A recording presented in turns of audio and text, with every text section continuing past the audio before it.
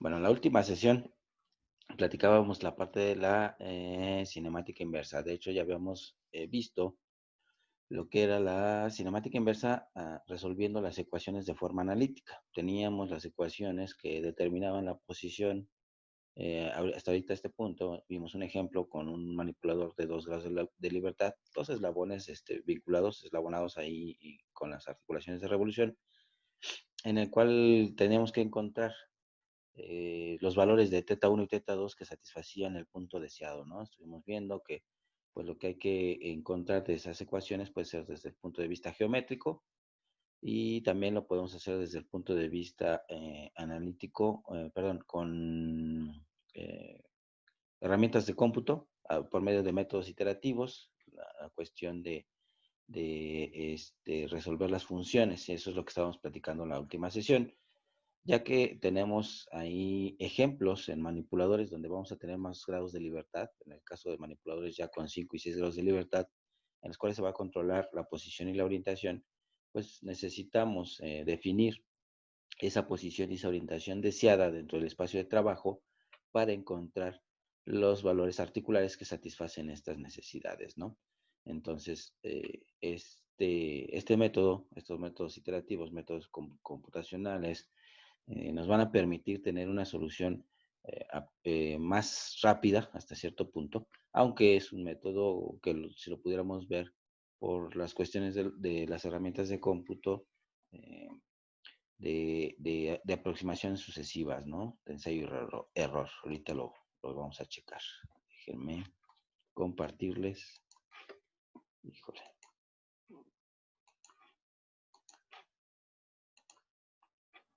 una presentación. Ahí está.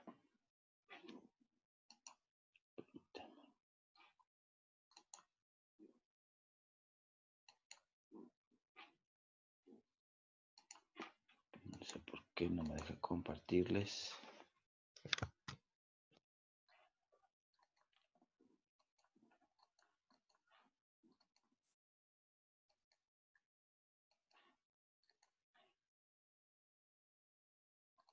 Bueno, ahí mejor. ¿Se alcanza a ver las diapositivas? Sí. Excelente. Bueno, bien, bueno, vamos a continuar. Es que, perdón, anda fallando mucho mi Zoom y la computadora. De hecho, la computadora es la que está dando latas, pero bueno, ya falta poco. Entonces decíamos la parte de la cinemática inversa, vamos a hablar de la cinemática inversa de posiciones, velocidades, aceleraciones. Les platiqué que teníamos que generar las funciones. Estas funciones, ya para la cuestión de los manipuladores que vamos a obtener, pues prácticamente era a poder asignar a estas, a esta matriz que habíamos encontrado con el modelo cinemático, una relación de la matriz deseada, como lo podemos ver aquí. Incluso se le había dado un nombre a cada uno de los componentes o una igualdad, como es NX, NY, NZ, o X o Y o Z, AX, AY, AZ, y los tres componentes de posición, que era PX, PY y PZ. Y recuerden que conforme nosotros vamos sacando el modelo cinemático directo, pues cada uno de ellos corresponde a la combinación de senos, cosenos, de las longitudes y demás. Por lo tanto, hay que determinar en cada uno de ellos esos valores, ¿no? En algunos casos, en algunos modelos cinemáticos sencillos, pudiéramos decir que se podría despejar de la misma ecuación esta relación o este valor. Por ejemplo, aquí tenemos un ejercicio en un estado sumamente sencillo. Em, por ejemplo, de 4 grados, en donde a final de cuentas, por ejemplo, tendríamos aquí que esta cuestión, este componente, por ejemplo, este componente que sería el NZ, NZ sería igual a, dependiendo de la matriz de orientación que quisiéramos, suponiendo que nos diera que este valor fuera cero, así de fácil, ¿no? Por si quisiéramos una matriz diagonal en la posición y solo cambiar perdón, en la diagonal en la orientación y solo quisiéramos un punto específico en la posición, ¿no? Hay que ver, recuerden que en este caso, cuando son pocos grados de libertad, el problema es que muchos de las orientaciones que solicitemos tal vez no se cumplan. por lo que les comentaba del espacio de trabajo, del volumen de trabajo. La posición pues tiene que estar dentro de ese espacio de trabajo y la orientación está muy restringida porque como son pocos grados de libertad, por lo general van cambiando conforme cambian los grados de libertad y no podemos tener grados de corrección como para poder desear una posición específica, ¿no? Bueno, tomando en cuenta, por ejemplo, si nosotros tuviéramos este modelo y generáramos una función de cada una de esas ecuaciones, podríamos decir que este valor de la ecuación de nz, ¿sí? Va a ser igual a cero en la deseada, pero además también sabemos que nz es igual a S4. Entonces, esto a la hora de convertirlo en función, pues esto diríamos que ese seno 4 menos nz, pues tiene que ser igual a cero. Y para poder determinar esto, si nosotros sabemos que es seno de 4 menos cero, pues tiene que ser igual a cero, pues entonces sabemos que ese seno de 4 tiene que ser cero. Y el único valor que nos da cero en seno de 4, pues es o 180 o cero, ¿no? Pero 180 me va a dar menos, va a estar en el cuadrante negativo, pero de todas formas 180 o 0 grados me va a dar cero el resultado, ¿no? Aunque sea en cuadrante negativo, dependiendo de la otra componente que tengamos que analizar. Pero la solución más eh, probable es este caso del seno de 4 igual a cero. Y podríamos decir, bueno, ya tengo aquí este valor, ahora lo despejo de este otro, ¿no? Y sabríamos que, por ejemplo, si aquí en el valor deseado, ny, me están diciendo que ny también va a ser igual a cero, pues podría establecer esa ecuación de igual forma y resolverlo, ¿no? Es decir, bueno, ya encontré teta 4 que va a ser igual a cero. Bueno, entonces el coseno de 0 va a ser 0, va a ser 1 y pues por lo tanto para que esta relación valga 0, que es lo que yo deseo, pues necesitaría que el coseno de 1 fuera 0 y el coseno de 1, para que el coseno de 1 sea 0, tendría que ser 90. Entonces, al hacer esto 90, pues se cumple.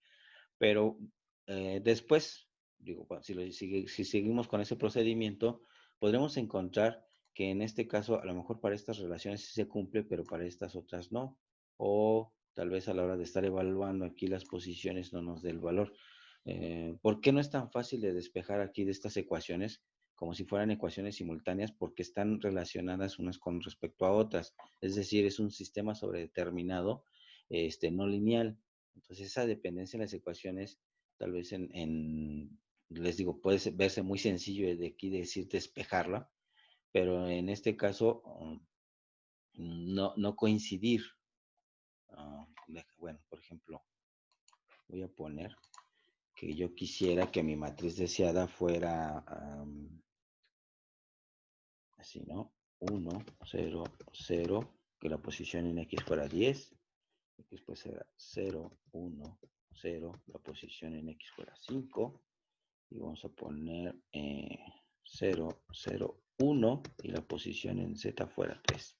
¿No? Esa es mi matriz deseada, y es cada uno de los componentes que yo tendría que despejar de aquí, porque estamos haciendo la relación de cada uno de estos elementos debe ser igual a esto, es lo que yo deseo.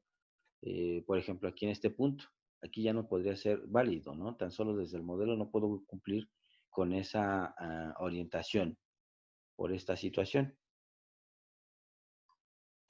este valor. Bueno, aquí no hay forma de relacionar. Entonces, ese punto que yo quiero de esta orientación no se cumple porque simplemente físicamente el manipulador no va a hacer que se oriente eso, ¿no?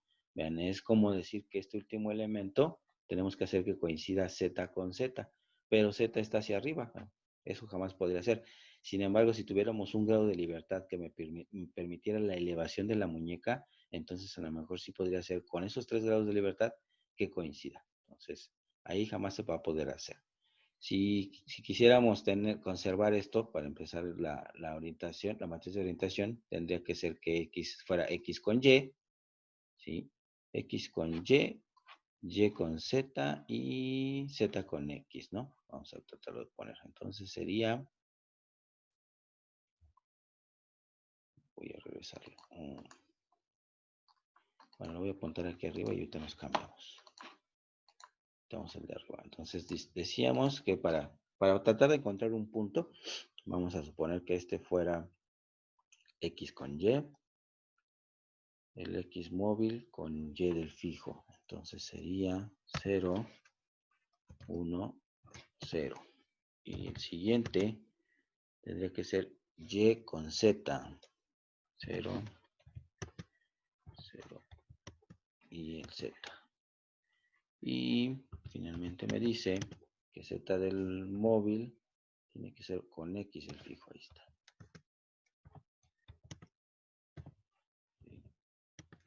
Y para que esto se pudiera cumplir y que yo tuviera, voy a meter intencionalmente una posición para que no se cumpla. Por ejemplo, aquí tuviéramos 10, 10, aquí 5 y aquí 10 nuevamente. Entonces me regreso a esta parte y vamos a suponer que ahora esta es la que nos quedó mal. Pero no nos quedó mal, nos dimos cuenta que no cumpliría. Regresando a a resolverla de esta forma, nuestra relación, encontraríamos de esta ecuación, por ejemplo, en este caso, este es coseno de 1, vemos aquí, que debe de valer 1. Entonces, para que este componente se cumpla, que sea igual a 1, pues tendría que ser el ángulo teta 1 tendría que ser igual a 0, ¿no? Voy a ponerlo aquí, teta 1 tiene que ser igual a 0.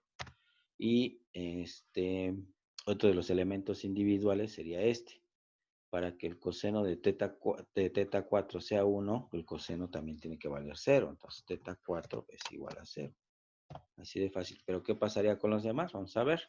Vamos a ver si cumplen, ¿no? En este caso, si teta 1 vale 0, el coseno de 0 es 1. Aquí sí se cumple. En el siguiente seno de 0, pues es 0. ¿Sí? Este elemento dice que teta 4 es 0, coseno de 0 es 1. Se cumple, seno de 0 es 0. Pero veamos estas que pasarían, ¿no? Tenemos que el seno de 1, seno de 0 es 0. Y por lo que lo multiplique, me va a dar 0. Cumple. Coseno de 1, coseno de teta 1, coseno de 0 es 1 y coseno de teta 4 es igual a 1. Aquí sí se satisface. Este es el 0. También igual tenemos coseno de 1 que es coseno de teta 1 que es 0. El coseno de 0 es 1. Seno de 4 es 0 y el seno de 0 es 0. Todo este elemento se hace 0. Entonces, vemos que todos estos elementos con estos valores se cumplen, ¿no?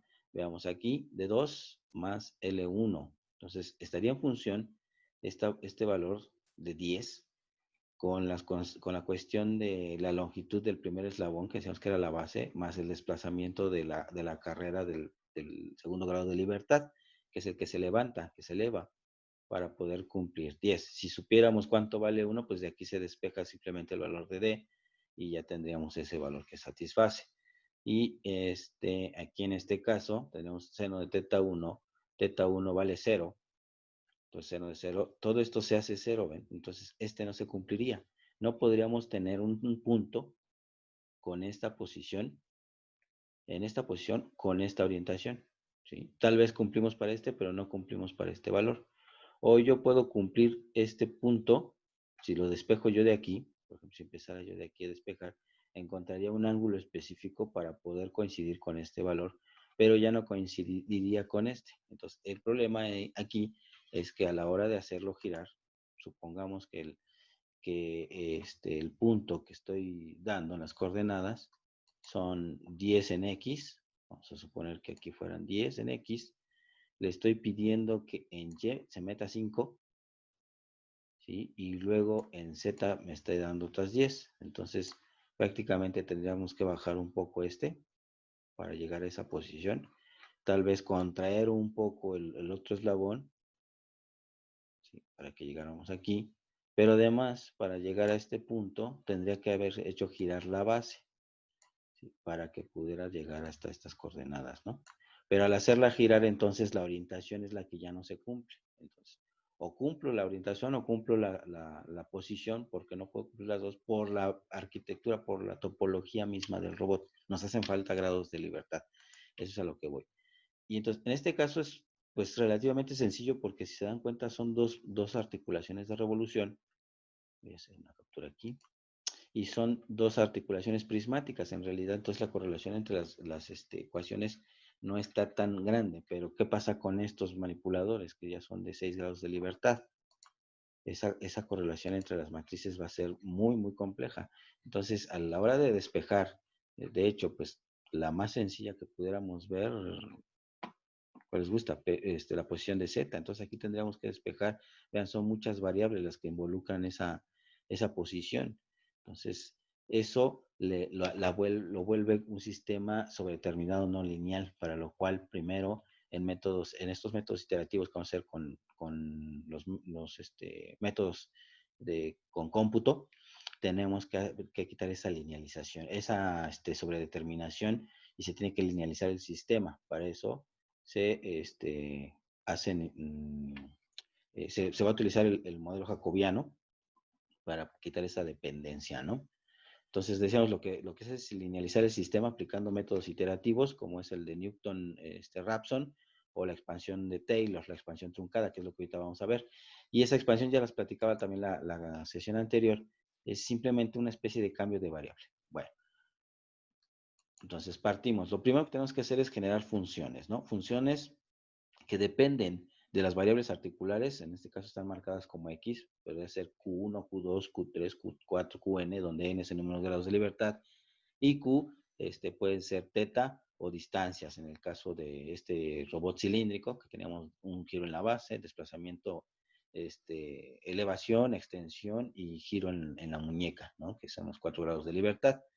Y para poderlo hacer, esta función simplemente es lo que mencionaba acá atrás, es relacionar el valor que tiene cada uno de los componentes de la matriz del modelo cinemático con un valor deseado y pasarlo del otro extremo para que esta relación sea igual a cero. Cuando igualamos a cero, entonces generamos la función de ese componente, ¿no? Entonces, eso es lo primero. Y después, aquí, estos valores que tenemos aquí, como lo que yo hice ahorita en el modelo, puede terminar, bueno, cada ecuación vamos a tener un valor que probablemente resuelva ese componente, como lo decía aquí. Este está muy fácil, ¿no? El valor del seno de 4 para que valga 0, pues tendría que ser 0, ¿no? Seno de 0, 0. Pero pude haber dicho, ¿no? Tal vez si hubiese sido 90 o si hubiese sido, no sé, 45 grados, pues si tuviéramos un ángulo específico para la orientación, yo pude haber dicho, ¿sabes qué? Creo que tal vez el resultado sean 20, y a la hora de evaluar, pues obviamente no me va a dar 0, entonces me va a dar una diferencia, ¿no? Y esa diferencia es la que yo tengo que corregir. A esto, el polinomio de Taylor, o la expansión de Taylor, nos dice que podemos hacer una especie de cambio de variable, donde este valor de la función, que yo ahorita por esa función sencilla sé que debe de ser 0, lo puedo poner aquí como un valor inicial, y este valor total,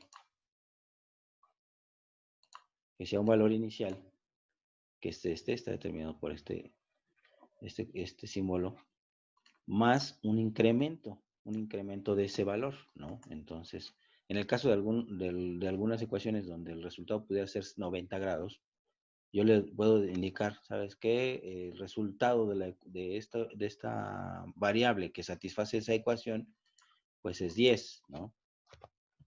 Y más un incremento. En este primer incremento podría ser incrementos de 1 en 1, por así decirlo, ¿no?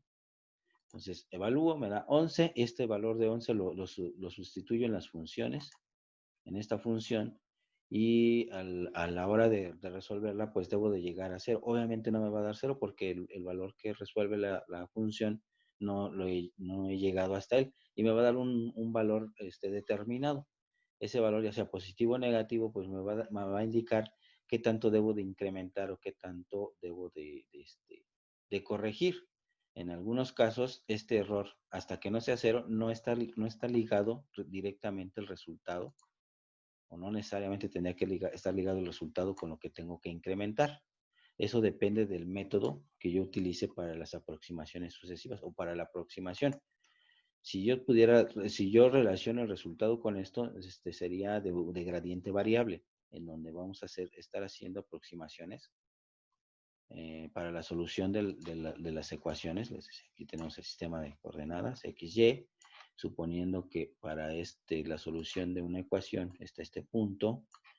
Eh, recuerden que la solución a una curva, a una función, pues simplemente también es la solución en un punto, ¿no?, determinado de esas trayectorias. Entonces, para yo llegar a los valores que satisfacen o que cumplen con esa solución de esa curva, de esa ecuación, yo podría llegar, digamos, paso a paso, haciendo incrementos hasta llegar al valor que cumple con esa función. ¿Qué pasa cuando tengo valores muy grandes? Pues a lo mejor los saltos van a ser que yo en un momento dado me pase y tenga que regresar, pero si mantengo esos pasos, pues simplemente voy a estar dando vueltas ahí sin nunca llegar a la posición. Entonces, la intención es que ese error o esa aproximación al cero haga que los brincos vayan cambiando hasta que llegue al valor deseado, ¿no? Entonces, si yo lo hago con esta cuestión constante, aquí, si sé que el resultado, perdón, es 90 y empiezo con una condición inicial de 10, con incrementos de uno en uno, pues yo creo que voy a tardarme 80 iteraciones hasta encontrar la solución, ¿sí? Pero qué tal que si las hago de 2 en 2 y yo el valor inicial lo di en 10, me voy a pasar y voy a regresar y voy a estar ahí brincando y nunca voy a encontrar la solución porque no es exacta, ¿no? Bueno, entonces a esta especie de cambio de variable donde yo digo hay una condición inicial, pero necesito que me digas cuánto más tengo que incrementar, cuánto más me falta, esto lo podemos representar por medio de esta ecuación, donde es la sumatoria de todos esos incrementos, ¿no? Y vemos que tenemos la derivada parcial de las funciones y con respecto a de la función inicial, la que tengo acá atrás, esta, la voy a derivar parcialmente con respecto a estas condiciones iniciales que tengo y estas x de j con ese incremento. Entonces, eso es aproximadamente igual a esa función con los valores iniciales, pero en sentido inverso para poder contrarrestar los brincos, ¿no?, que estamos haciendo, para poder regresar a la función y hacerla cero. Esta es la ecuación que que se expande o que se expresa como polinomio truncado de Taylor, que es este.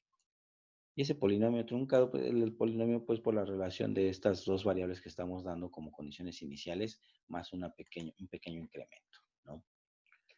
Ok, entonces, partiendo de esto, no sé, a veces las expresiones matemáticas se ven muy complejas, pero en realidad es muy sencillo. Es una especie de ensayo y error inicial con un valor que yo deseo. Este valor puede ser cualquiera.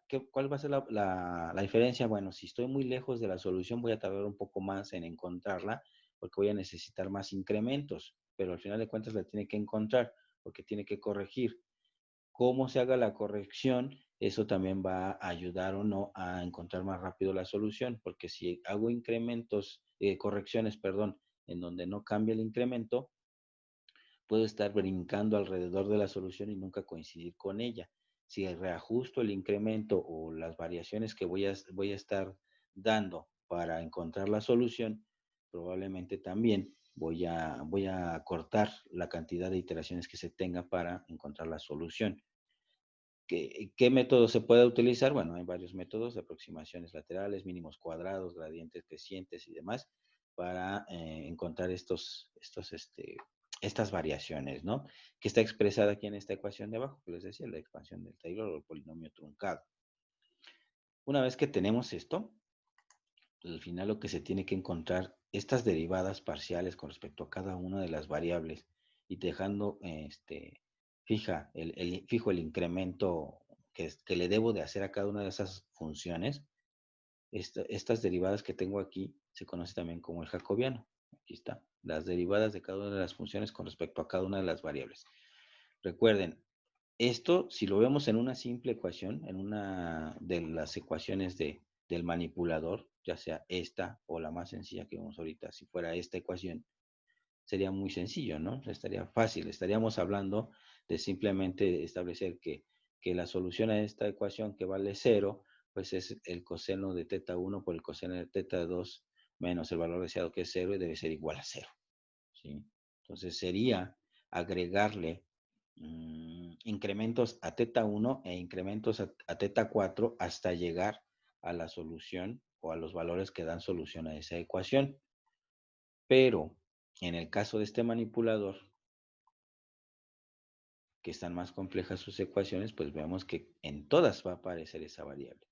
Bueno, considerando eso, el jacobiano lo que determina es que consideremos cada una de las funciones que vamos a tener, y decíamos que son 12, porque son 9 de orientación y 3 de posición, con respecto al número de grados de libertad o variables, que pueden ser 3, 4, 5, n, ¿no? Los más comunes, 6, 7 grados de libertad para poder controlar la orientación. Entonces, aquí tendríamos una matriz que no es cuadrada, que podría ser de 12 ecuaciones por 5 incógnitas, 6 incógnitas, dependiendo de los grados de libertad, que es lo que tenemos aquí, ¿sí? Esto nos dice es la derivada parcial de la función iésima con respecto a la variable articular x de j. Obviamente va a tener desde el 1 al 12 y va a ir desde el 1 al 6, por ejemplo, si va a ser 6 grados de libertad. Y esto responde a esta ecuación que tenemos aquí arriba. Si lo expresamos de forma matricial, esta expresión que está aquí, ¿ven? Esta sumatoria de derivadas, porque simplemente vamos a tener que encontrar todas las ecuaciones, todas las funciones, y se mantiene aquí para cada variable, vean, x de j, un incremento. Quiere decir que si cambio yo de variable o que si cambio de articulación que estoy analizando, teta 1, teta 2, puedo cambiar el incremento que le corresponde a cada una de esas funciones. Y va a ser igual a la misma función negativa para poder hacerla cero, de las condiciones iniciales que yo creo. Es decir, yo puedo dar condiciones iniciales de los valores de teta 1, teta 2 hasta teta n, evaluadas en su ecuación o en su función matemática para determinar si me da cero o no. Y del mismo lado puedo hacer esa derivada parcial con los incrementos para igualar las funciones, ¿no? Entonces se puede expresar de forma matricial, en donde tenemos el jacobiano, el delta x y el menos f. Donde ese jacobiano, les digo, son esas derivadas, y aquí el delta x va a ser un vector, en donde lo que voy a encontrar son los incrementos de cada una de las articulaciones, teta 1, teta 2, teta 3, teta n, que este es el que me interesa obtener. Quiero saber cuánto le debo de incrementar si es que el error de la función no es cero, si todavía existe error, si todavía los valores que yo propuse no son los correctos, qué tanto debo de corregir, ¿sí? Dependiendo de la tendencia del error.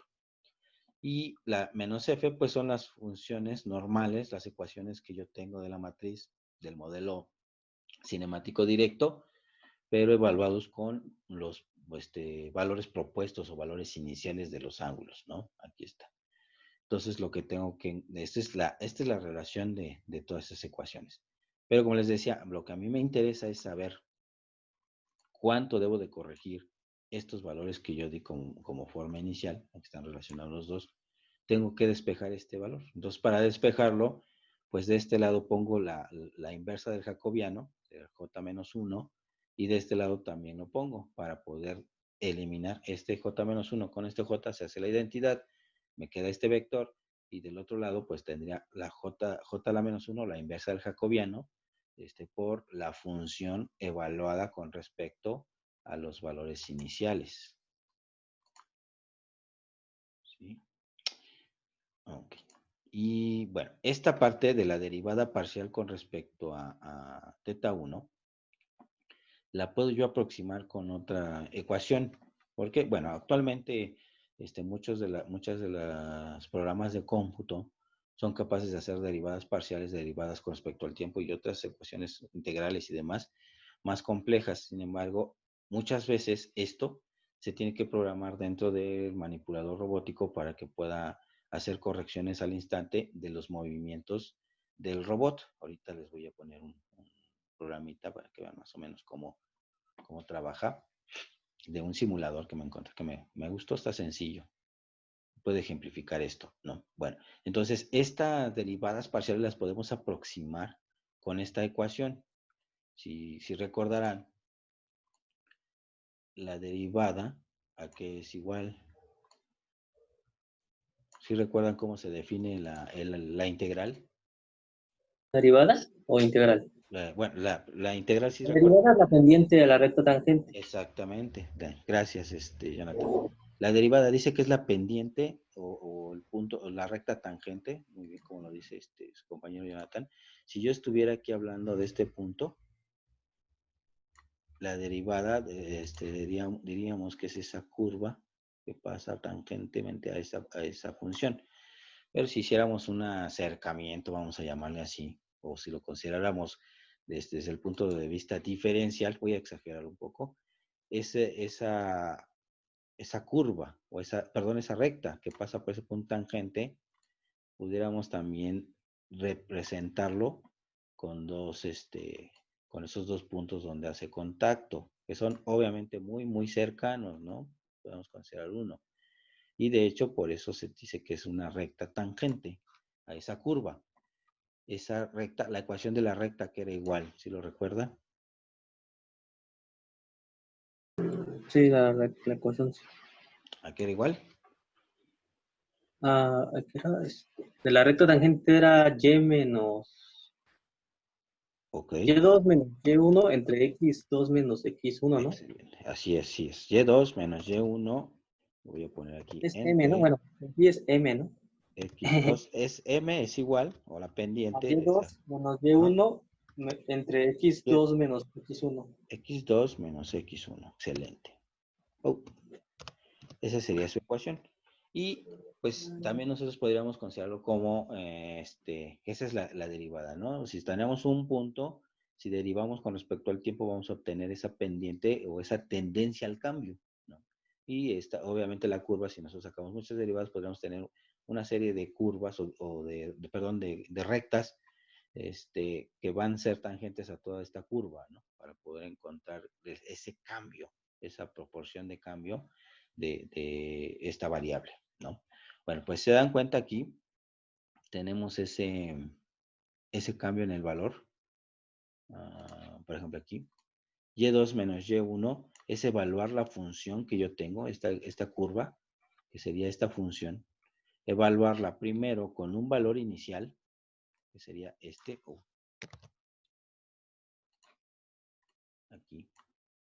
y y1 es el valor original, vamos a llamarlo así. Ay, perdón, eso era al revés. Este es y1 y este es y2. Que y1 es con el valor original, o el que yo estoy diciendo que pudiera resolver la ecuación, ¿no? Vamos a poner que fuera aquí. Y el y2 que es con un pequeño incremento. Bueno, ese incremento va a depender si la pendiente va hacia arriba, si ya es horizontal o si viene de regreso, pues obviamente el incremento será negativo, ¿no? Esos son los ajustes que tiene que hacer. Pero al final de cuentas, esta pequeña diferencia, ese incremento que voy a tener yo entre estos valores, que me va a determinar este valor constante, es este delta. Este pequeño incremento que tengo aquí es este. Y este valor que tengo acá abajo, que es con respecto a x, aquí me va x, aquí va y. Este incremento en x de que es x2 menos x1, al final de cuentas, esta resta me da este pedacito, esta proporción en magnitud. Se pretende que se mantenga constante para que tengamos muestras simétricas sobre esa curva. Y estos valores, o este x2, x1, es este delta con respecto a esa variable. Entonces, si se dan cuenta, tenemos esos incrementos, ese valor sobre la función de salida con respecto a los incrementos en esta cuestión de los valores de X. Entonces, aquí tenemos representada la derivada parcial de esta función. Dice que va a ser la función y Es decir, puede ser la ecuación 1, donde podemos tener coseno teta 1, coseno teta 2, etcétera, etcétera. Y donde encontremos ese valor de teta que estamos analizando, porque es con respecto a, por ejemplo, a x de j. Si estuviéramos haciendo la derivada parcial de la función 1 con respecto a teta 1, en esta serie de valores de la función en donde encontremos teta 1, se le agrega ese pequeño incremento, ¿sí? Ese pequeño incremento es el DAM, que vamos a ver más adelante, ese pequeño salto, para poder estar analizando la solución a la ecuación. Y este es el que tengo que evaluar y ver qué tanto me hace falta para llegar a la solución para que esto sea cero, ¿sí? Con una condición inicial que yo dé. Y en cuanto al eje X, esos incrementos son con pequeños saltos que voy a estar dando aquí para la solución, ¿no? Entonces, este también se tiene que ir cambiando. Pero es con respecto, les decía, a la variable 1. Después vamos a tener la misma función con respecto a la variable 2, con respecto a la 3, con respecto a 4 y con respecto a 5. De tal forma que tendríamos así todas las funciones con respecto, la función 1 con respecto a todas las variables. Luego tendríamos la función 2 con respecto a todas las variables. Y así hasta tener todas las funciones, ¿no? Las derivadas parciales pueden ser evaluadas con una aproximación de diferencia, lo que estoy aquí explicando, donde la diferencia o el delta de x de j, que es esta, es un valor pequeño seleccionado arbitrariamente. Una vez linealizado el sistema, se resuelven las ecuaciones y para lo cual se utiliza un método iterativo, ya sea Gauss, Jacob o Moore-Penrose. El que nosotros vamos a utilizar es este, que nos va a permitir estar retroalimentando el valor de esta delta a las funciones para saber si se hizo cero o no. Ok, entonces,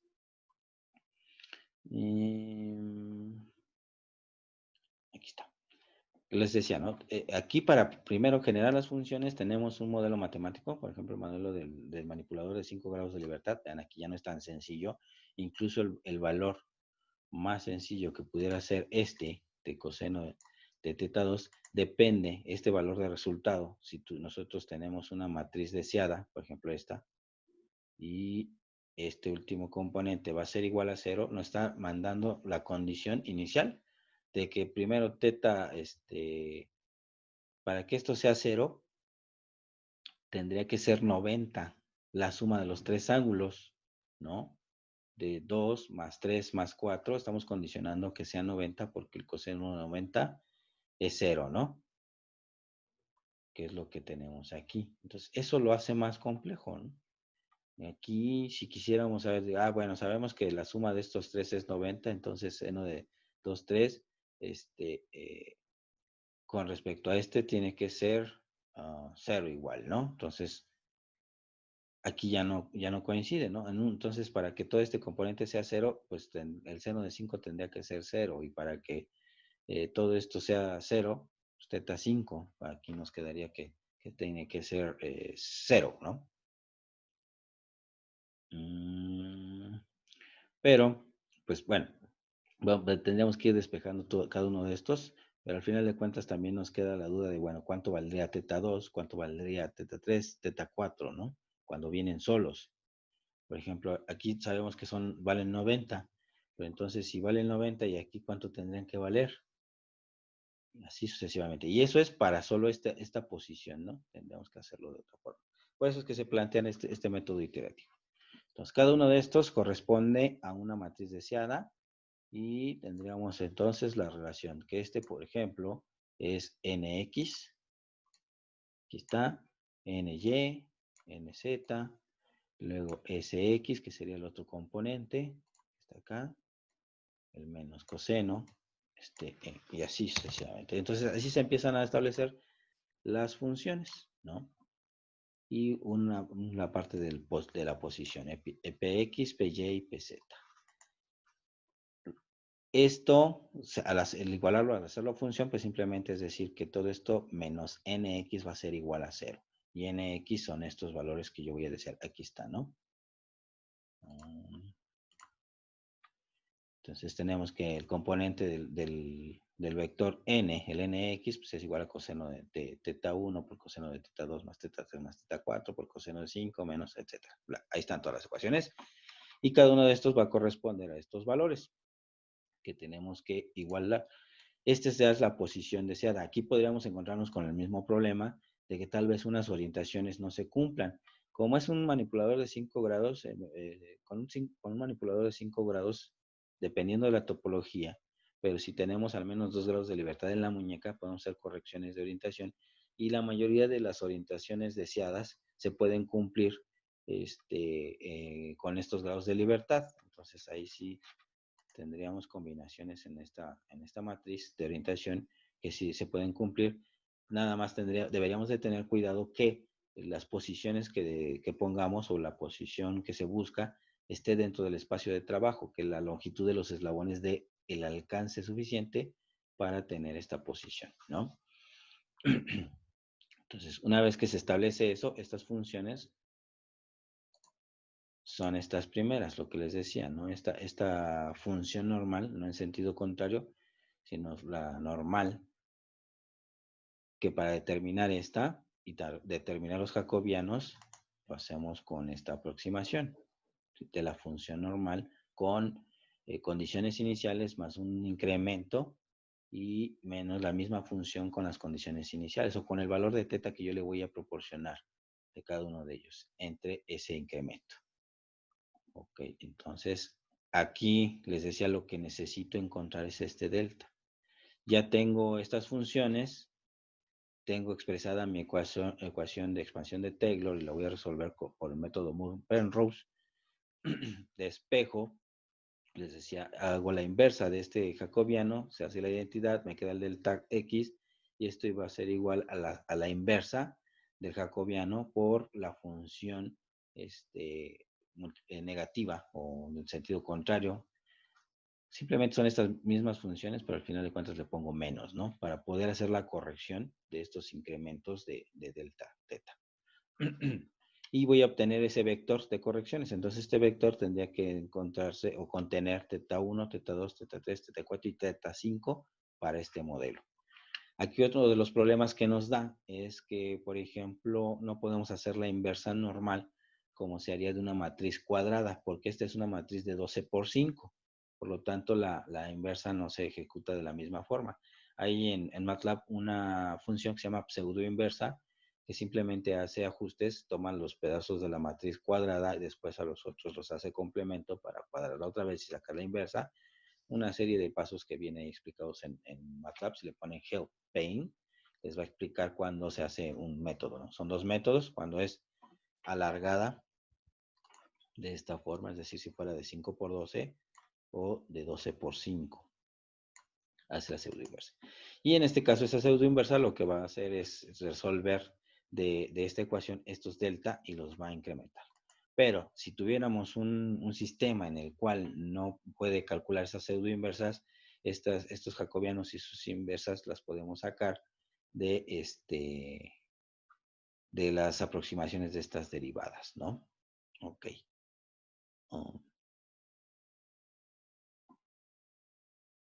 ¿Hasta aquí algún comentario, muchachos? Vean. Déjenme compartirles unos programitas. Les decía, tuve unos problemas, tengo todavía problemas con MATLAB, no corre en esta máquina. Me dijeron a ver si me podían prestar una de la universidad, pero bueno, todavía estoy haciendo los trámites necesarios, papeleo para que me las presten y pueda correr MATLAB en ella, pero también le están instalando, me parece que MATLAB. ¿Ustedes tienen MATLAB en su computadora? Sí, ¿verdad? Sí. ¿Han hecho han manejado funciones con MATLAB? Yo no. ¿O todo Sí. lo han trabajado en Workspace? Uriel dice que sí ha trabajado funciones. Ok. Déjenme ver. Aquí está.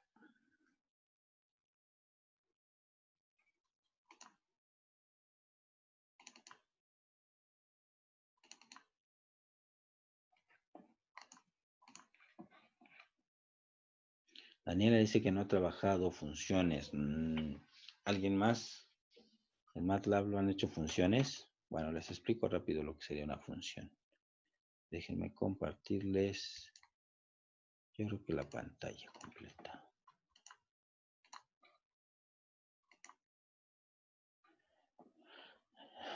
Bueno, aquí, por ejemplo, voy a abrir este archivo M, que básicamente lo que hace los archivos M, en vez de tener los comandos directamente sobre el espacio de trabajo, el workspace de MATLAB, los guardamos en un archivo que después puede ser llamado como si fuera una colección de instrucciones y los ejecuta rápido cuando yo llamo ese archivo y listo, ¿no? Sin problema. Simplemente es como almacenar en memoria una serie de instrucciones.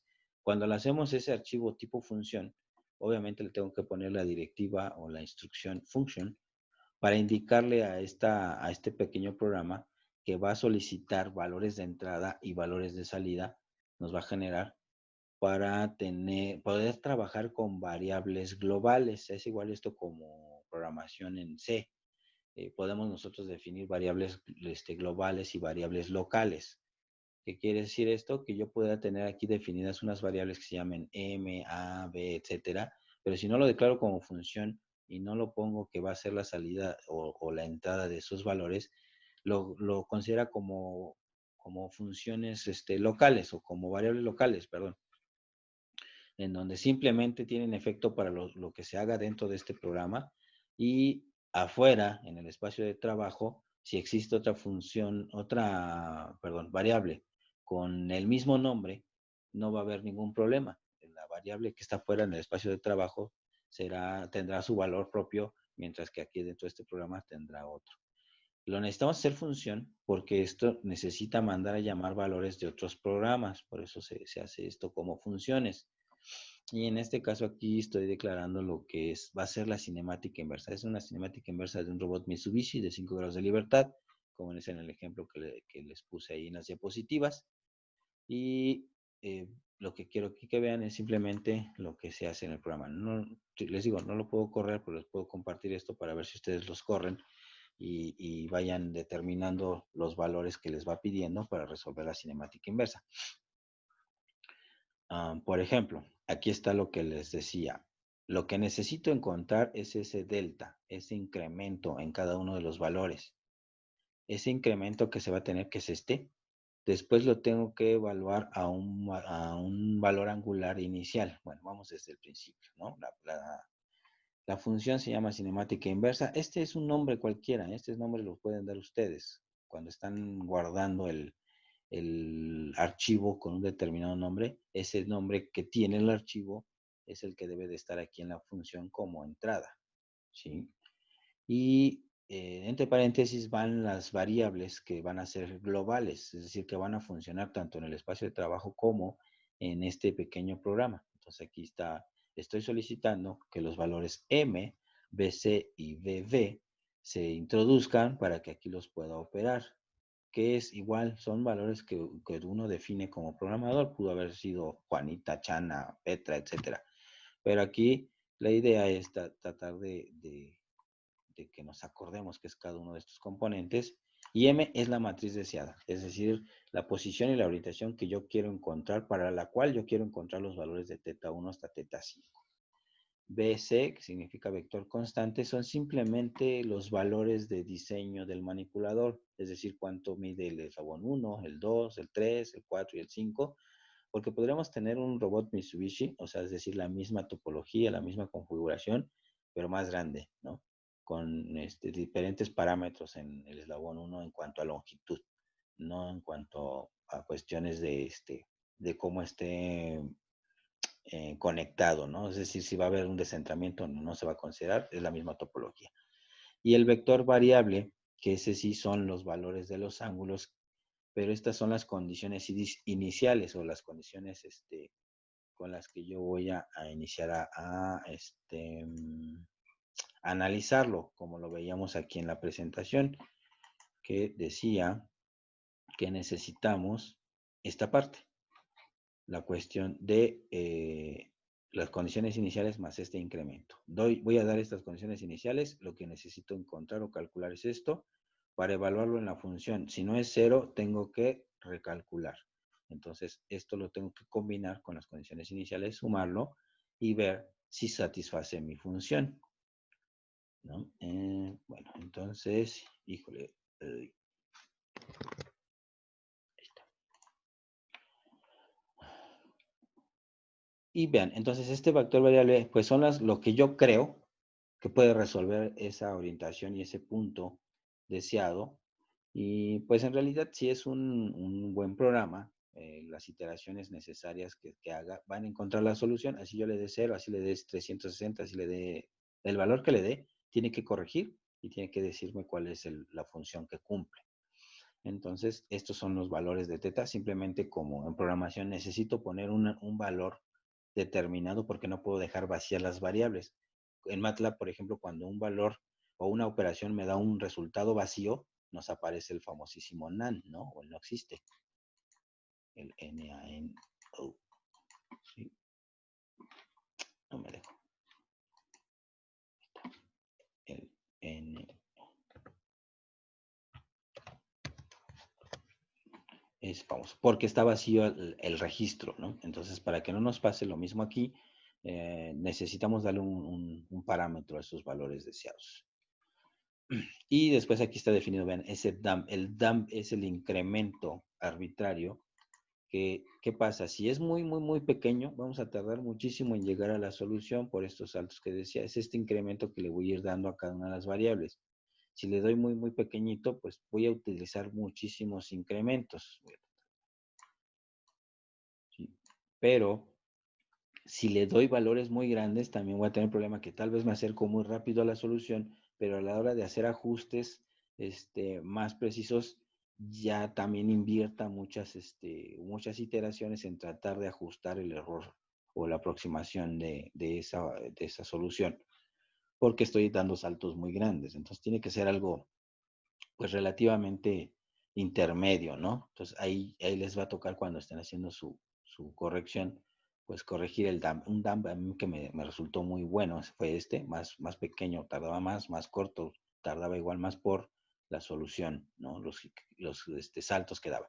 Ahora, otro punto es el número de iteraciones que tienen que hacer. No lo pueden dejar que esté iterando, porque puede tardar miles, ¿no? 10,000, 100,000, 1,000,000 de iteraciones y nunca encontrar la solución, porque también como esto es un elemento, MATLAB te da una mantiza en resolución de las variables muy grande, entonces podríamos tener que por ahí en un momento determinado nos dé un resultado donde el error sea 0.00000000001.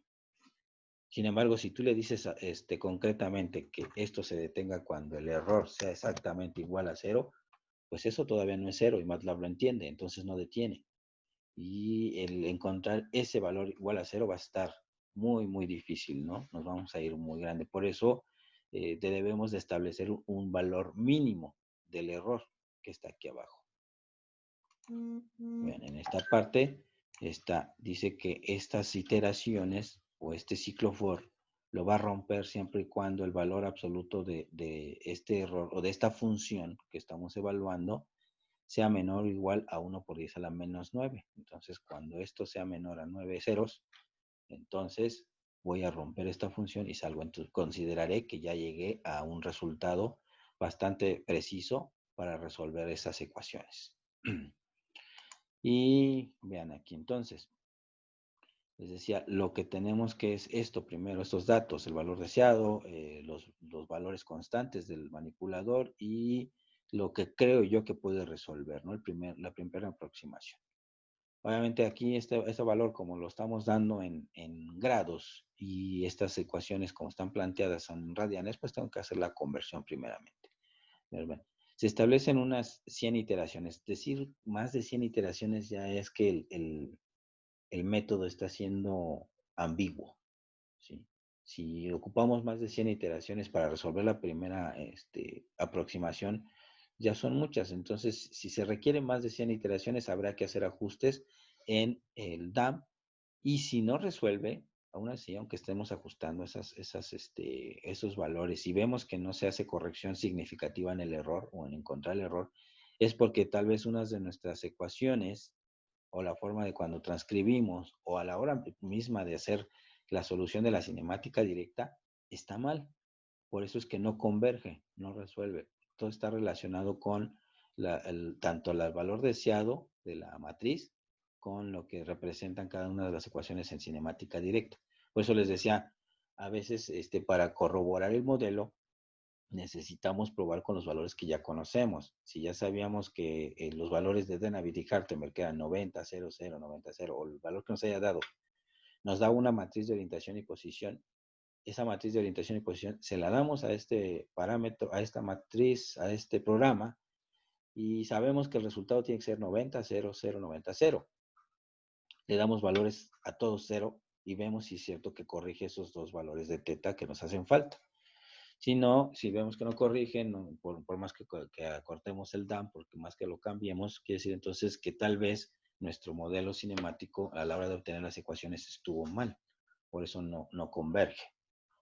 Si todo está bien, estas ecuaciones las resuelve muy pronto, muy rápido. 100 son muchas, ¿no? Tal vez lo resuelven las primeras 10, 20 iteraciones. Bueno, entonces, ya una vez que tenemos esto, vean, aquí estoy actualizando, o se actualiza el valor de t, que sería el valor de teta, que en este caso es el t, creo, el inicial, el que se pidió acá. Por ejemplo, si yo dijera que todo esto sería igual a teta, por ejemplo, el vector bb que fuera teta 1 igual a 0, pues todo 0, 0, 0, 0 y 0. ¿No? Esto va a estar aquí, vector inicial, y se le va a incrementar este DAMP. El DAMP sería este punto, ¿no? Entonces aquí tendríamos que el primer teta sería 0.00001, el segundo teta sería 0.1. Y así sucesivamente. Entonces, esto, pues se saca la parte del jacobiano para después sacar la pseudo inversa. Vean que es las derivadas. Aquí se manda a llamar otra función, pero simplemente es la cuestión de aquí, lo que les planteaba en esta parte, que se alcanza a ver, que es esta misma función evaluada con estos incrementos, con este DAP, menos la función original con los valores iniciales. Eso es lo que se tiene aquí, que es la función original. Vean, aquí se está pidiendo el valor del ángulo con el incremento para cada una de las variables, y esta es la función igual, pero sin el incremento, con el t de las condiciones iniciales, entre el DAMP que se está pidiendo o el incremento que está aquí establecido. Una vez que se tiene eso, se vuelve a evaluar y esto es lo que vamos a incrementar, ¿no? Entonces, de este delta es la pseudo inversa de este jacobiano que sacamos por las funciones, nada más aquí se multiplica por el signo negativo, y esta corrección es transpuesta porque no se puede hacer, sale una en horizontal y se establecen en verticales los t. Al hacer la suma, se evalúa en la función y si el error no es mayor a 0, sigue iterando hasta que todos lleguen a ese mismo valor, ¿no? En este caso de la cinemática inversa, con este método, el primer punto o el primer valor a resolver es el más tardado, ¿no? A lo mejor el primero pudiera llegar a tomar 50, 60 valores, dependiendo de qué tan lejos esté el resultado, qué tan lejos estemos dando los valores que creemos que resuelven el modelo. Pero una vez que encuentra el primer punto, a la hora de planificar las trayectorias, les decía, por ejemplo, si nosotros queremos ir que nuestro manipulador vaya de este punto a este otro, y para estos puntos generar una línea recta, tenemos una matriz de orientación y de posición para este punto, y tenemos una matriz de orientación y de posición para este otro, una matriz M, una matriz de transformación homogénea, ¿sí? Pero el encontrar estos puntos y decir que vaya a ambos con los valores de los ángulos, no me garantiza que, por ejemplo, yo pueda generar una trayectoria de línea recta. A lo mejor a la hora de dirigirse a esos puntos hace esto, ¿sí?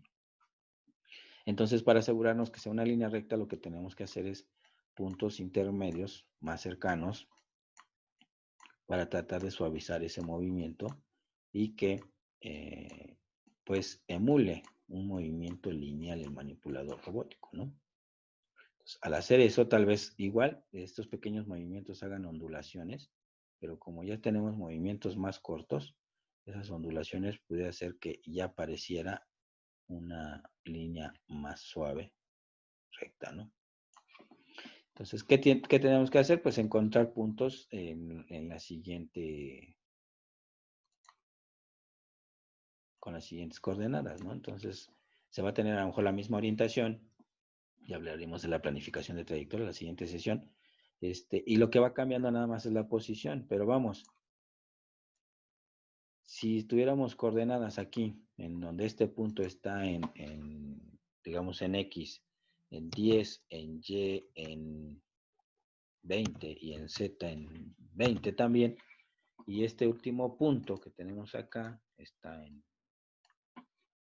200, por ejemplo, y lo mantengo en 20 y lo mantengo en 20, es decir, solo cambiamos la parte en X, no me metí en Y ni cambié en Z, solo estoy desplazando X.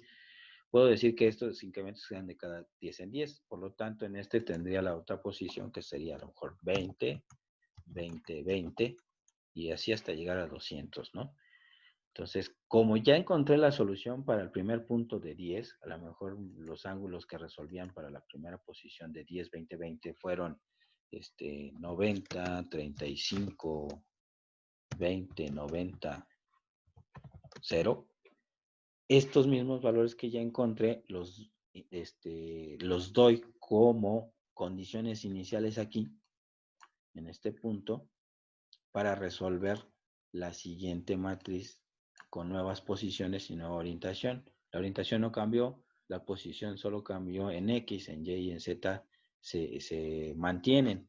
Entonces, cuando le dé que resuelva, en realidad esto lo va a hacer en muy pocas iteraciones, yo creo que 10 való mucho, y debe de encontrar los valores, porque como están muy cerca, va a encontrar valores que tal vez solo cambió el ángulo en la base, ahora en lugar de ser 90 es 91 y corrigió un poquito en el codo, etcétera, para ir haciendo estas posiciones, ¿no? Y con eso podemos empezar a generar trayectorias. Entonces, en realidad, es sencilla, digamos, la forma general de cómo establecer el jacobiano, ¿no? Y el delta que vamos a encontrar. Este es el que nos interesa, ¿no? Que les decía de esta ecuación, el que nos interesa es ¿sí?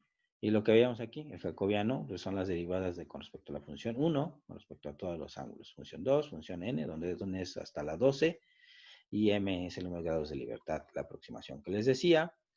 Y esto está aquí, por ejemplo, en estos, por ejemplo, teníamos FDM y FM. Voy a abrir FDM. Bien. Y es tan sencillo como transcribir las ecuaciones que habíamos visto aquí, acá atrás, en esta. Bien, por ejemplo, esta sería la función 1, 2, 3, 4, 5, 6, 7, 8, 9, 10, 11 y 12. Y la función 1 es coseno de 1, coseno de teta 1 por coseno de teta 2 más teta 3 más teta 4 por coseno de teta 5 menos seno de teta 1 por seno de teta 5. Ahora vean aquí en este programa cómo queda. Esta es la función f de m con el delta. Vean, aquí está involucrando este delta. Entonces tenemos la componente. Recuerden que esto al final de cuentas lo estamos empleando para sacar el jacobiano. Y el jacobiano es una matriz que nos va a dar de 12 por 5. 12 ecuaciones por 5 componentes o 5 variables hasta el final. Entonces la primera función, en donde todos nos aparezca teta 1, le vamos a incrementar ese tam. Aquí nada más como comentario, recordar que teta, este t o esta t mayúscula es las condiciones iniciales más el damp o el incremento que estamos considerando. Aquí el damp fue más pequeño. Entonces donde aparezca teta, ahí se pone teta 1 en toda la función, ¿no? Aquí volvió a aparecer teta 1 y se pone. Y aquí está, recuerden, si a la hora que lo hicimos función, este valor de M1,1 es el valor deseado. Es el elemento 1,1 de la matriz, que es este. M1,1 quiere decir que todo eso menos 0 debe de dar 0. Por lo tanto, tengo que encontrar los valores que satisfacen esa condición. Pero, ¿qué pasaría si en lugar de estar buscando este valor completamente cerrado, tuviéramos una serie de valores proporcionales? Porque estamos haciendo un giro relativo, ¿no? Un giro poco a poco, ¿no? Ese valor cambiaría. Entonces, aquí vean.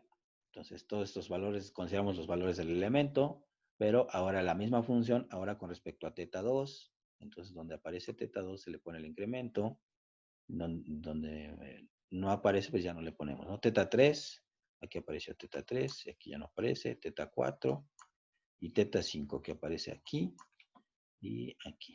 Entonces, eso es para la función 1. Luego con la función 2. Función 3, función 4, función 5, función 6, hasta llegar a la 12.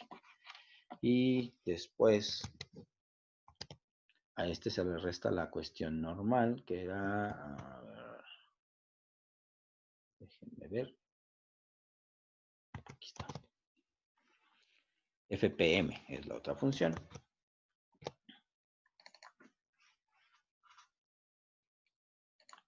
Y no es más que las ecuaciones que definen la matriz de la cinemática directa. Vean, esta sí no tiene incrementos porque de acuerdo a la función solo necesito el valor de la matriz deseada, los valores de los ángulos iniciales y los valores constantes, ¿no? La longitud 1, la longitud 2, etcétera, etcétera.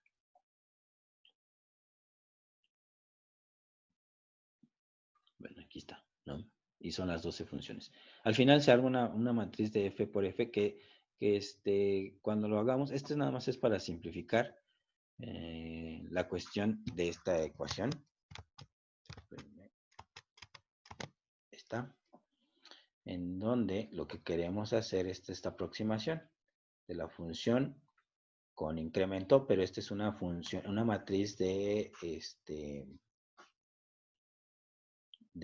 12 por 5. Entonces, como no es cuadrada, para no pues meternos en líos de restarle nada más una variable, aunque igual que en matrices, si tú la restas, le sumas o le multiplicas es a cada una de las componentes de esa matriz de fila por columna. Pero bueno, para no meterse en líos, esta misma función la repite 5 veces para poder hacer la matriz cuadrada. Bien. Entonces tenemos las funciones normales y aquí se repite para cada uno de los componentes de las derivadas parciales. Se había sacado la derivada parcial de la función 1 con respecto a θ1, θ2, θ3, θ4, θ5. Y aquí simplemente se va a restar la misma función. Pues se repite en cada uno de ellos y se hace una matriz de 12 por 5 igual que la otra para la hora de restarla. Y esta última, que es FM, que es simplemente donde se evalúan los valores de que se obtienen. Va después sacar la pseudo inversa. Está aquí. Y no es más que esa función normal, que es la componentes de los deltas. Vean, aquí ya no se hace una matriz de 12 por 5, sino este es un vector nada más de 12 ecuaciones. Son las 12 ecuaciones. Aquí es en donde se evalúan los valores, los nuevos valores de teta, ya con el incremento, ¿no? Para saber, este es el que al final de cuentas se le pregunta si todas estas funciones fueron igual a 0, entonces romper la función o romper el ciclo for, que está aquí. Bien, que nos dice, si el valor absoluto de fs es menor a 1 por 10 a la menos 9, entonces rompe. Es aquí donde estoy evaluando estos nuevos valores de t más el ds que encontré, ¿no? Y les decía, este es el comando de MATLAB para sacar la inversa de este jacobiano. También lo podemos hacer de forma manual y meterlo, transcribirlo como lo hicimos en estos pequeños programitas, ¿no? Pero bueno, también lo puede hacer MATLAB. Multiplicarlo y aquí nos va a dar, si ustedes imprimen este valor, se van a dar cuenta que les genera un vector en donde va empezando a ser variables. Nos dice 0.01, después nos dice 0.001, o nos dice ¿sabes qué? Le va a corregir más, 0.1, es variable, ¿no? No quiere decir que los incrementos que tengan que hacer en cada uno de ellos sea igual. Entonces aquí nos da, por ejemplo, 1.0, etcétera, 2, 4, me falta 1. Así, este valor. Y esto es lo que le vas incrementando al valor inicial, al que tú crees que resuelve la solución, se actualiza, lo evalúa, si no es 0, vuelve a iniciar y con estos nuevos valores vuelve a hacer los cálculos para encontrar el nuevo delta y corregir, y así hasta que todas las funciones se hacen 0. Y eso nos ayuda bastante para resolver la cinemática inversa. ¿Hasta aquí algún comentario, muchachos? No, ahorita creo que no. ¿No? Se ve sencilla las ecuaciones, ¿no? Sí, ya el punto nomás es saberlos aplicar después, ¿no? Sí, Pero desafortunadamente les digo, no corre MATLAB en esta computadora, sino si las hubiera corrido para demostrarles. Y esto nos va a ir generando, les digo, si yo a la hora de generar una trayectoria, una tabla de valores de teta para que pueda corregir. A ver, déjenme ver si les puedo. Ya no estoy compartiendo pantalla, ¿verdad? no. No, a ver, espérenme. Bueno, déjenme poner el programita. ¿Dónde anda? ¿Dónde anda?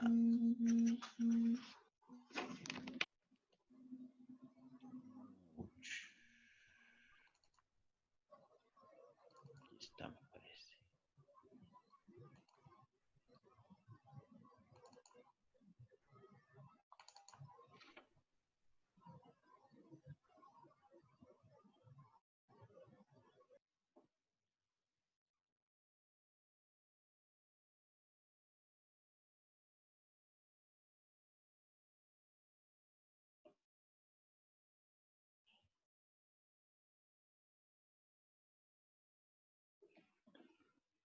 Aquí está.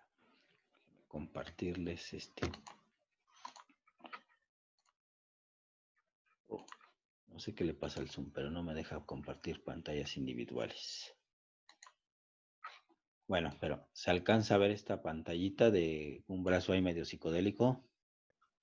Sí.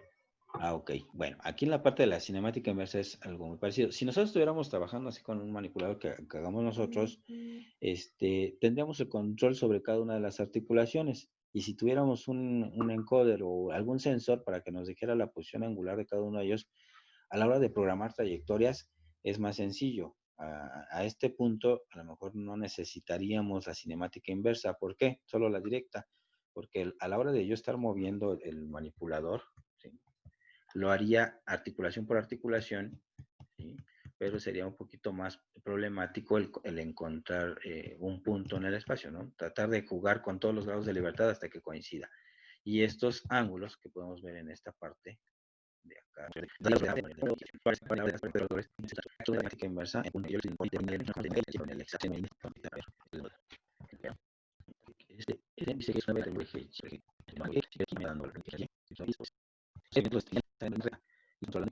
que estoy en 30 grados y esta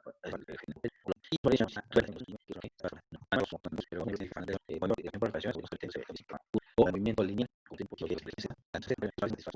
Si yo corrijo, elegíamos para encontrar posición X, además el 6 grados, eso como la mayoría orden, aunque el 2, 5, si yo corrijo posición 2 días, ¿no? Es que los que no son está muy para asegurar la parte de general. Yo podría los datos que hay que ir metiendo en este caso de estas opciones que de en esas registraciones.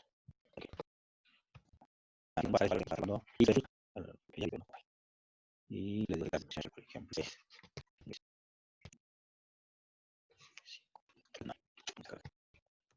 Por ejemplo, como está el registro, los valores que hace se le está dando lo que hay que se le llama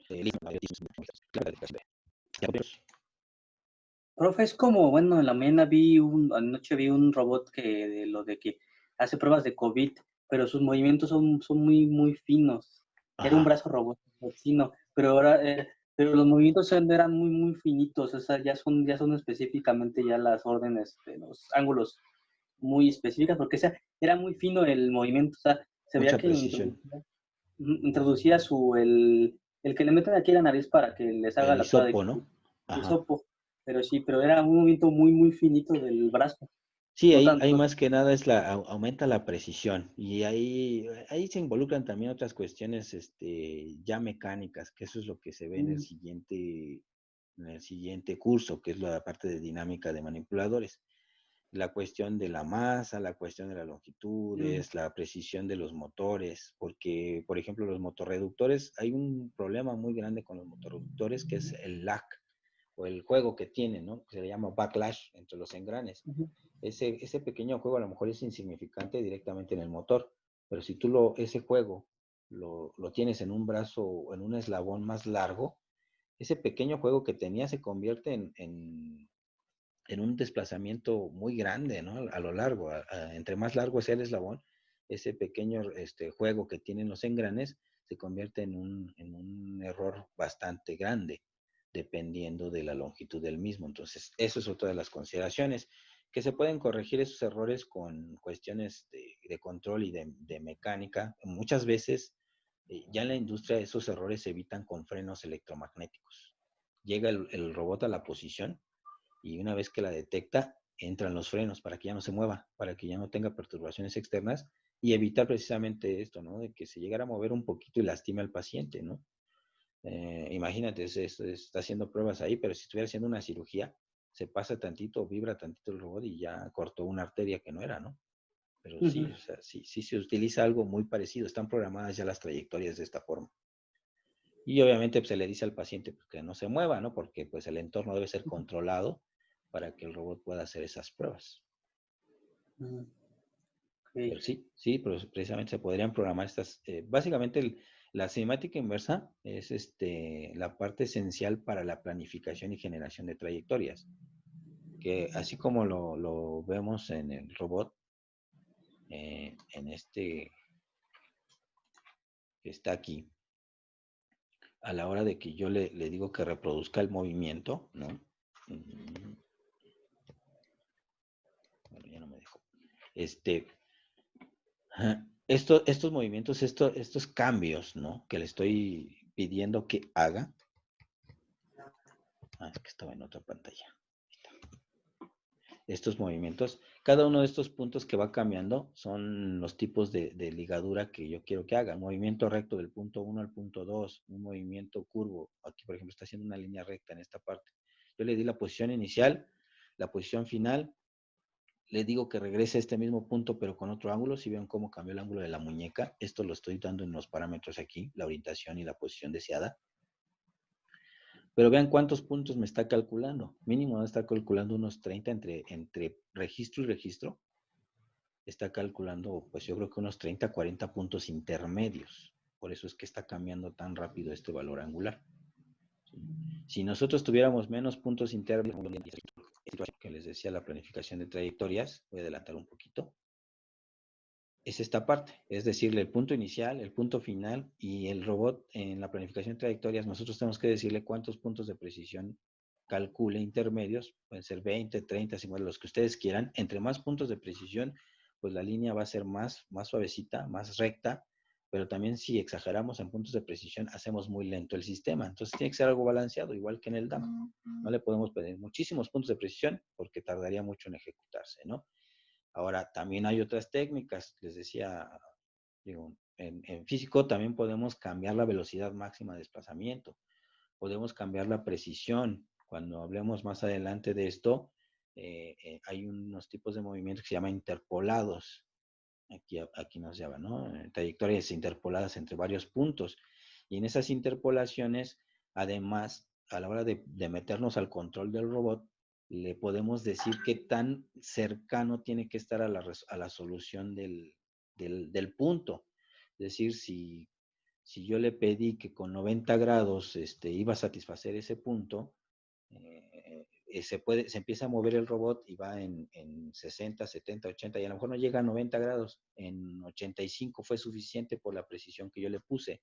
Entonces de ahí se va al otro punto. Entonces esa interpolación hace también que los movimientos aquí sean más suaves, ¿no? Que no se vean tan como un movimiento de robot que sabemos, ¿no? Que se mueve, se para en el punto, espera y luego se mueve en línea recta a otro punto, así, no. Entonces con la interpolación pues se puede hacer más suave. Pero les digo, ya será un tema más adelante que platicaremos de la planificación de trayectorias. Entonces, ¿cómo ven, muchachos? ¿Cómo se llama el simulador? Perdón. De Jonathan. Este se los pongo en la plataforma si quieren para que lo descarguen. La verdad no me acuerdo ni dónde lo encontré. Estaba tratando de buscar un simulador o instalar alguno. De verdad, muy pocos le pudieron entrar a este. Y solo dice brazo robot XYZ. Lo encontré por ahí en un blog que hablaba de cinemática inversa. Me gustó este simulador que es de software libre. Pero les digo, se los pongo en la plataforma y si no, ahorita se los paso al WhatsApp, porque no pesa mucho. Es cerca de 1 mega la aplicación. Está muy, muy fácil. Está muy, muy ligerito. Ahorita se los paso.